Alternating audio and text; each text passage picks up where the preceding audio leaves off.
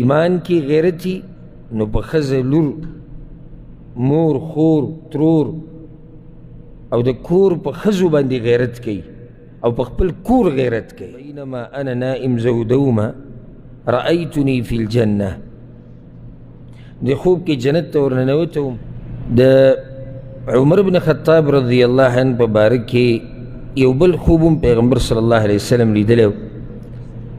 ابو هریره رضی الله عنه روایت ته په صحیح بخاری کې دی، وی چې بینما نحن عند رسول الله صلی الله علیه وسلم جلوس، موږ د پیغمبر صلی الله علیه وسلم سره یو ورځ ناست وو مجلس کې. فقال، نو دا خبره وکړه چې بینما انا نائم زودوما رأیتنی فی الجنه، د خوب کې جنت ته ورننوتم. فإذا امرأة تتوضأ إلى جانب قصر من ذهب، نیو زنانه مې ولیده چې هغې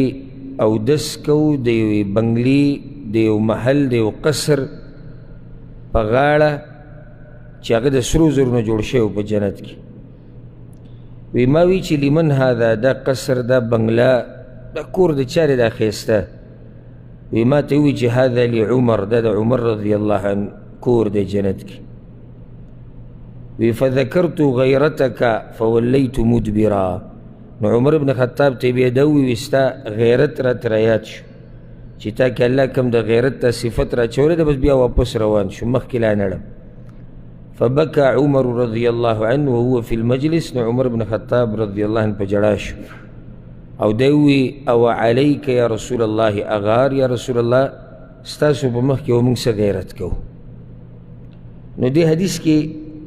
ډېرې مسلې دي، مقصد دا خوب ذکر کولو او دې حدیث کې فضیلت عمر بن خطاب رضی الله عنه بیان شوی دی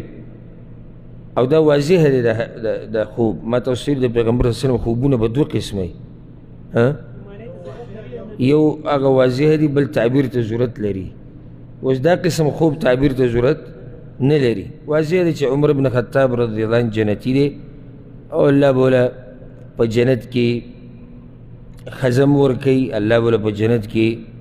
کورم ورکوي د سرو زرو قصر، دا واضح دی. خو صرف دلته یو مسله دی خوب کې، دا پته نشته تاسو ته سوچ ځي او که نه، او څه ووایم چې دومره نه اشکال ذهن ته راځي. نه لازم خو نه دی چې یو حدیث کې د یو صحابي فضیلت راشي موږ چې را بل ولې نه دی. نو څه اشکال دی؟ ته ورته نږدې ورغلی په جنت کې خو اودس نشتی،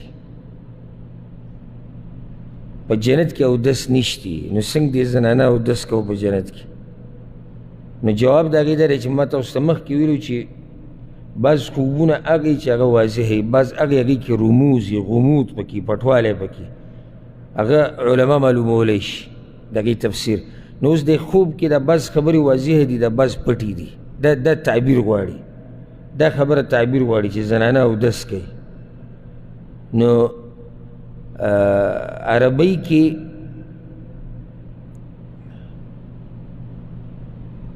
کې اودس اردم ته الوضو ویلی کېږي. و دې ټکي کې سوچ پکار دی. کله چې انسان د خوب تعبیرونه راوباسي دی په الفاظو کې هم سوچ کوي. هر څه تا ته داسې کولاو نه وي په راته چې راشي ته وګوره او به دغه تعبیر دی، ته به د الفاظو کې هم سوچ کوي، د هغې نه هم تعبیر راویستی کېږي. او عربی کې الوضاء دا پړقېدو ته وایي. نو دلته دا معنی د پړقېدو پکې پرته ده، ځکه چې په جنت کې نه مونځ شتي نه اودس شتي. نو د الوضو نه الوضاء اخیستی شوی دی، یا دلته به ترې هغه وویل چې معنی دلته پړقوالی دی او هغه د جسم هغه ښایست دی. نو دغه یو خبره پکې لکه پټو د هغې تعبیر داسې راویستی کېږي. دې حدیث کې ګوره پیغمبر صلی الله علیه وسلم وایي چې ما ته د عمر رضی الله عنه غیرت رایاد شو. عمر رضی الله عنه یوازې غیرتي نه، ټول صحابه کرام غیرتیان. یو نیم سړی داسې چې هغه مشهور په یو صفت باندې، دې دا مطلب نه چې بل چا کې غیرت نه و، خو یو سړی په یو صفت باندې ډېر زیات مشهور شي، به بل کیمي خو هغه به مشهور شوی نه. یو سړي کې یو کار د دې نورو نه زیات وي او سړی په دې ښایسته ښکاري ځای کې غیرت وي بې غیرته سړی یعنې زه خو الله ته بخپله دا سوال کوم یا زه یا الله د بې غیرتۍ د ژوند نه مې ساته که هغه د ایمان سره تعلق ساتي او که هغه دنیا بې غیرتوب وي داسې بې غیرتوب د ژوند نه د ځمکې خېټه ښیي چې سړی پکې پرېوځي بې غیرتوب یو قسم نه دی ګورې یوازې بې غیرتوب موږ صرف یو خبره نیمه کې بې غیرتوب را اچولی د بې غیرتوب ډېر مثالونه یي زه هغې له نه ځم چې ته ځان له پرې خبره وکړو کوشش دا کوئ چې هر هغه کار چې هغه دلالت کوي د سړي د غیرت په کموالي باندې هغه ځان نه لرې کوي نر کار کوئ او نر خوی ځان کې ساتئ او نر ته نر په دې وایي ځکه چې ده کې غیرت وي ځکه نر ته نر وایي او بیا د ټوله لوی غیرت هغه ایمانی غیرت دی الله او د الله په رسول باندې غیرت په دین باندې غیرت بیا غیرت په ښځه باندې په خور باندې په لور باندې چې زه ډېر افسوس سره دا خبره کوم چې دا غیرت د پښتنو خبره به لازم کوم ځکه چې زه ناست پښتنو ته یم څه عربو سره نه یم لګیا نه د بنګالیانو انډیانو سره پښتنو کې دا صفت رو رو په کمېدو دی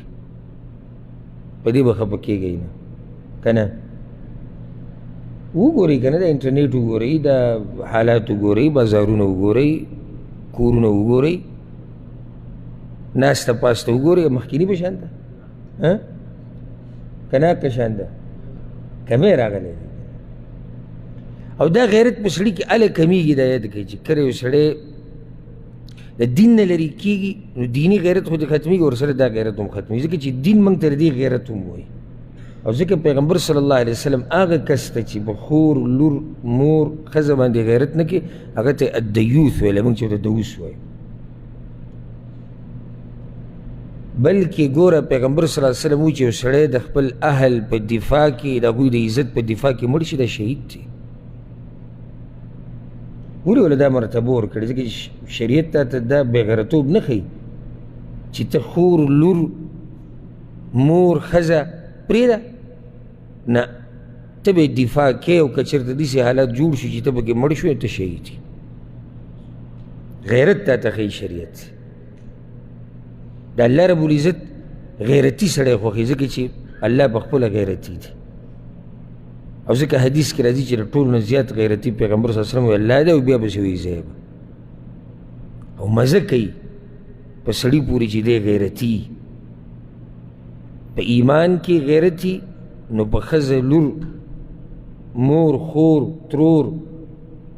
او د کور په ښځو باندې غیرت کوي او په خپل کور غیرت کوي بل خوی درونی غیرتي د ملګري دپاره غیرت د خپلوانو دپاره غیرت دا شریعت زموږ نه غواړي د غیرت دا صفت ها بې ځایه ځي کېنه که اوس ملګری په ناحقه دی شریعت تا ته دا نه وایي چې ته د ملګري ناحقې ته هم حقه وایه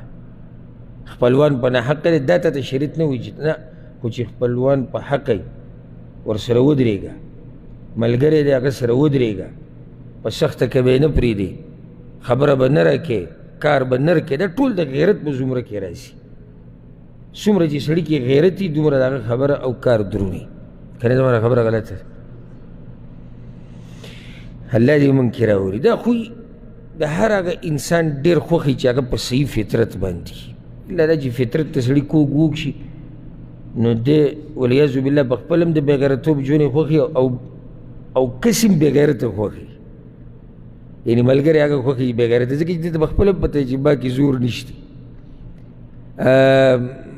خپلوان ځکه چې ګوره